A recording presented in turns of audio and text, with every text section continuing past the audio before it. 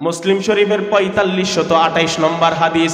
আল্লাহর নবীর সাহাবী মাইজ ইবনে মালিক আল আসলামী রাদিয়াল্লাহু তাআলা আনহু বর্ণনা করেন, আমরা একদিন আল্লাহর নবীর দরবারে বসা, এমন সময় একজন মধ্যবয়স্কা মহিলা আল্লাহর নবীর দরবারে আসলেন। এসে বললেন, ইয়া রাসূলুল্লাহ, ইয়া হাবিবাল্লাহ, ইন্নী যালামতু নাফসি ওয়া ক্বাদ জানাইতু।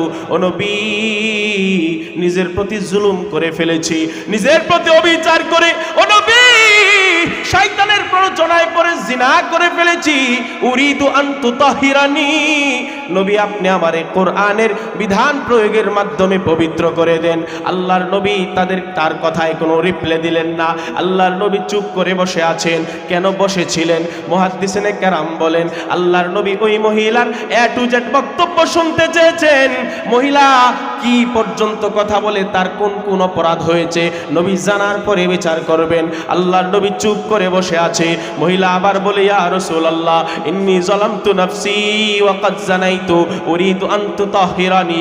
ইয়া রাসূলুল্লাহ, নবী, গুনাহ করে ফেলেছি, আপনি আমারে কোরআনের বিধান প্রয়োগের মাধ্যমে পবিত্র করে দেন। আল্লাহর নবী তখনও চুপ করে বসে আছে। মহিলা কিছুক্ষণ পরে বলে, ইয়া রাসূলুল্লাহ, ও নবী, জিনার কারণে ইন্নী লাহুবলা, আমার গর্ভে সন্তান এসে গেছে। উরিদু আন তুতাহিরানি, নবী আপনি আমাকে কোরআনের বিধান প্রয়োগের মাধ্যমে পবিত্র করে দেন। আল্লাহর নবী তখন চুপ করে বসে আছে। আল্লাহ তাআলা ইলহাম করে দিছে, ইয়া রাসূলুল্লাহ, তারে বাসায় পাঠায়া দেন। নবী আমার বললেন, ফাজহাবি হাত্তা তালিদি, যাও তুমি বাড়িতে চলে যাও, সন্তান যেহেতু গর্ভে, তুমি বাচ্চা প্রসবের পরে সন্তানটা নিয়ে আমার কাছে আসবা, তখন আমি কোরআনের বিধান প্রয়োগের মাধ্যমে পবিত্র করে দেব। বাজান আমার, অনুশোচনা কাকে বলে, তওবা কাকে বলে দেখেন। মুসলিম শরীফের 4528 নম্বর হাদিস। দীর্ঘ প্রায় টানা 9 মাস পরে বাচ্চা প্রসব হয়েছে। একদিনও দেরি করে নাই, লম্বা টাইম ক্ষেপণ না করে আতাতহুল মারআতু বিসসাবি, মহিলাটা রাসূলের দরবারে বাচ্চাটা নিয়ে আসছে। কিভাবে এসেছে? সাহাবী মাইজ ইবনে মালিক আল আসলামী রাদিয়াল্লাহু তাআলা আনহু বলেন, দৃশ্যটা কেমন? আতাতহু বিসসাবি, বাচ্চাটা নিয়ে আসছে। দৃশ্যটা কেমন? ফি খিরকাতিন, বাচ্চাটা, আল্লাহর নবীর সাহাবী বলেন, একটা কাপড়ের তেনার মধ্যে বাচ্চাটাকে এরকম পেঁচায় নিয়ে আসছে। সুবহানাল্লাহ।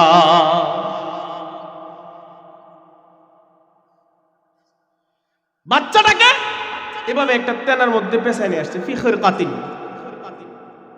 সাহাবায়ে কেরাম জিজ্ঞাসা করে, তো তারা ওর কিছু আছে নাকি? মহিলা বলল, নবী তো আমাকে বলেছে বাচ্চা প্রসবের পরেই চলে আসার জন্য। আমি যদি লম্বা সময় ক্ষেপণ করে আসি, হতে পারে হায়াতের টাইম শেষ। ঠিক কিনা বলেন? অনুশোচনা কারে বলে? বাজান দেখেন, আল্লাহর নবী বাচ্চার চেহারার দিকে তাকায় কান্দে। মায়ার নবী জানতেন কোরআনের বিধান যদি মহিলার উপর এখন প্রয়োগ করি, বাচ্চাটা মিসকিন এতিম হয়ে যাবে। আল্লাহর নবী তখন আবার বললেন, ফাযহাবি ফারদিহি হাত্তা তাফতিমিহি, যাও তুমি বাচ্চাটা নিয়ে আবার বাড়িতে চলে যাও, গিয়ে তারে পরিপূর্ণ 2 বছর পর্যন্ত দুধ পান করাবা। দুধ পান করানোর পরে যেই দিন দুধ ছাড়বে, সেই দিন তুমি আমার কাছে বাচ্চা নিয়ে আসবা। তখন কোরআনের বিধান প্রয়োগের মাধ্যমে আমি তোমাকে পবিত্র করে দেব। দীর্ঘ 2 বছর টানা দুধ পান করানোর পরে বাজান, মুসলিম শরীফের হাদিসের মধ্যে এসেছে, মহিলা টানা 2 বছর দুধ পান করানোর পরে আতাতহুল মারআতু, মহিলাটা এসেছে তার বাচ্চা সহ। ফি ইয়াদিহি কিসরাতু খুবজিন, বাচ্চার হাতে সামান্য একটা রুটির টুকরা। সুবহানাল্লাহ কন্যা। মহিলা বুদ্ধি করে বাচ্চার হাতে একটা রুটির টুকরা নিয়ে এসেছে, রাসূলের সামনে বাচ্চাটা খাচ্ছে। নবী আমার মহিলার দিকে তাকালেন, আর মহিলা বললেন, ইয়া রাসূলুল্লাহ, 2 বছর পরে আসলাম।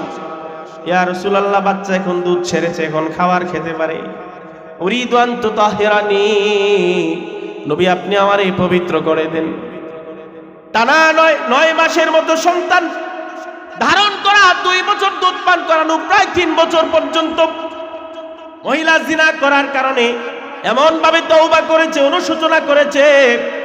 আল্লাহর নবী রাহমাতুল লিল আলামিন তখন মহিলার বাচ্চাটাকে কোলে নিলেন। সুবহানাল্লাহ কন্যা।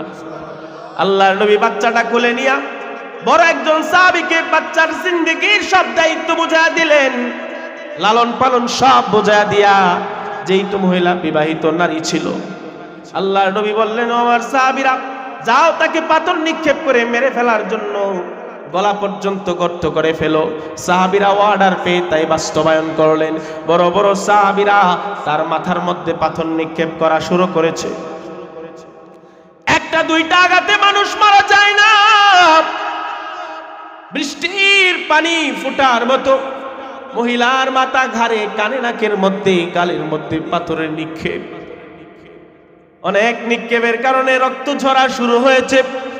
নাকের জায়গায় নাক নাই, কানের জায়গায় কান নাই, চেহারাটা বিকৃতি হয়ে গেছে। হাদিসের শেষাংশে এসেছে, এমন সময় বড় একজন বাহাদুর শক্তিশালী সাহাবী, নাম তার খালিদ ইবনে ওয়ালিদ রাদিয়াল্লাহু তাআলা আনহু, যার গায়ে 100-এর উপরে তলোয়ারের কোবের দাগ ছিল।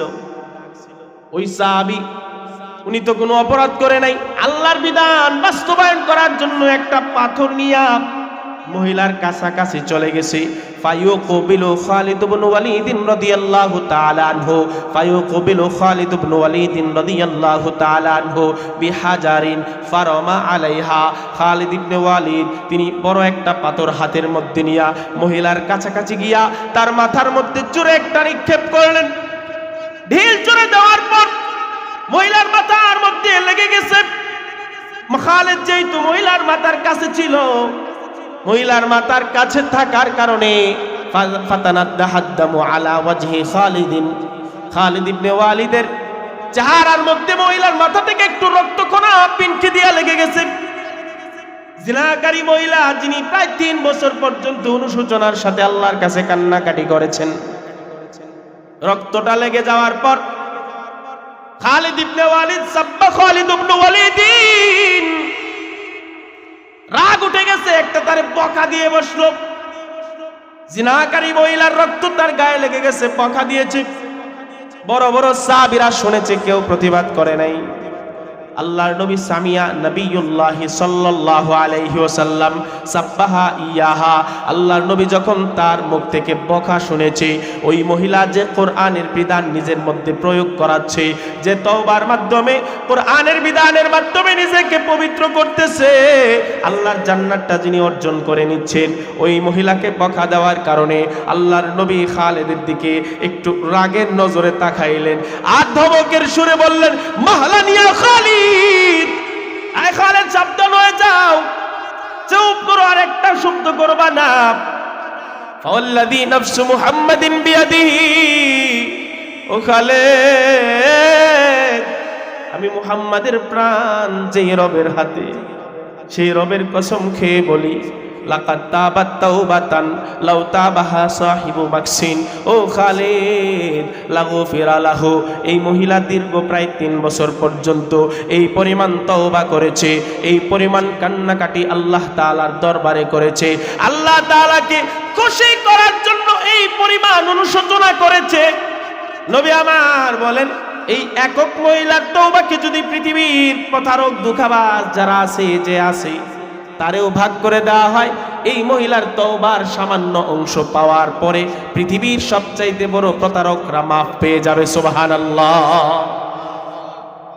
নবী আমার বলেন, মারা যাওয়ার পরে ওই মহিলাকে রাসূলুল্লাহ নিজে উপস্থিত থেকে জানাজার ইমামতি করলেন। বাজান, এটা গামিদি গোত্রের একটা ওয়াকিয়া, মুসলিম শরীফের ঠিক এরপরের হাদিস 4529 নম্বর হাদিস, জুহাইনা গোত্রের ঘটনা। অনুশোচনা কাকে বলে দেখেন বাজান, তওবার 3 নম্বর শর্ত বলছিলাম, অনুশোচনা, ঠিক কিনা বলেন? মনে আসেনি? আমার সময় শেষ হয়ে যেতেছে, মানে চাপ মনে হইতেছে। অনুশোচনা কাকে বলেন?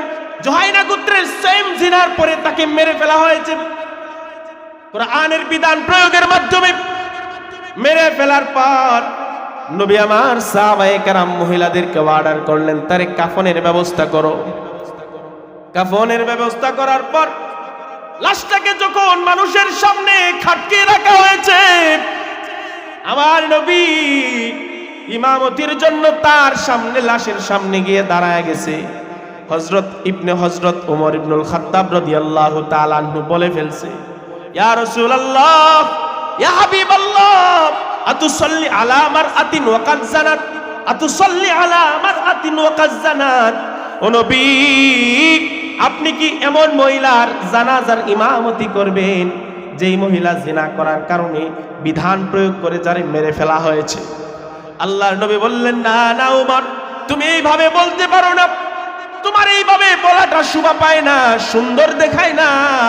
ফাওয়াল্লাযী নাফসু মুহাম্মাদিন বিয়াদিহি, ও ওমর শোনো, আমি মুহাম্মাদের প্রাণ যেই রবের হাতে, ও ওমর শোনো, লাকাদ তাবাত তাওবাতান, এই মহিলাটাও জিনা করার পরে এই পরিমাণ তওবা করেছে, যেই পরিমাণ তওবা করেছে, লাউ কুসিমাত বাইনা সাবঈনা মিন আহলিল মাদিনা, মদিনার 70টা বড় বড় জাহান্নামী যারা গুনাহ করতে করতে জাহান্নাম যাদের নামের মধ্যে দফতরে লেখা হয়ে গেছে, যারা জাহান্নামে চলে যাবে, এই রকম 70টা জাহান্নামীকেও যদি এই এক মহিলার তওবাকে ভাগ করে দেওয়া হয়, লাওয়াসিয়াতহুম, আল্লাহর নবী বলেন, এক মহিলার তওবার সামান্য অংশ পাওয়ার পরে ওই প্রত্যেকটা 70 জন পাপিষ্ঠ গুনাহগারও জান্নাত পেয়ে যাবে। সুবহানাল্লাহ।